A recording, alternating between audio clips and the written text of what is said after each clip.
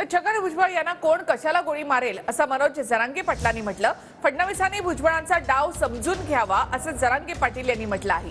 बीडमधील दंगली मागे छगन भुजबळच आहेत असा आरोपही जरांगे यांनी केला।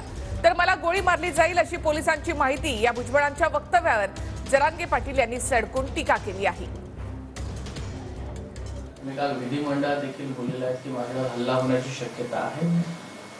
कोण जबाबदार आहे असं वाटतं तुम्हाला? कोण हल्ला करेल ते पोलिसांनी पाहायचं ना।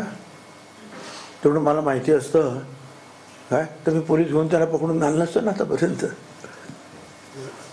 पोलीस जे आहे त्याचा तपास करतायत, पोलिसांचं इंटेलिजन्स आहे ते तपास करतायत, शोधतायत ते कोण आहेत ते काय असं सांगत नाही ना, ओपन करत नाही। ज्यावेळेस चौकशी सुरू असते, त्यांची तपास सुरू असतो तर त्यांच्या कारवाईप्रमाणे ते करत असतात। तुझ्याच पोलीस अधिकाऱ्याकडून तूच दबाव आणून त्यांच्याकडून असली कारणं लिहून घेतो, रिपोर्ट द्यायला लावतो। तुझ्या मग कोण गेलं रे गोळ्याला फेड्यानं? कोणाजवळ गोळ्या आहेत?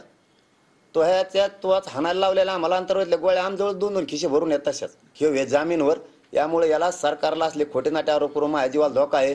मै छाती दुखती, मला मारतेनच, मला हाणतेनच, असलेच भाषा बोलतेत। आम्ही सुरुवात तू केली, जातीवादाची भाषा तू केली। देवेंद्र फडणवीस साहेबांनी त्याचा डाव समजून घेतला पाहिजे की याला याच्यातून मोकळ व्हायचंय।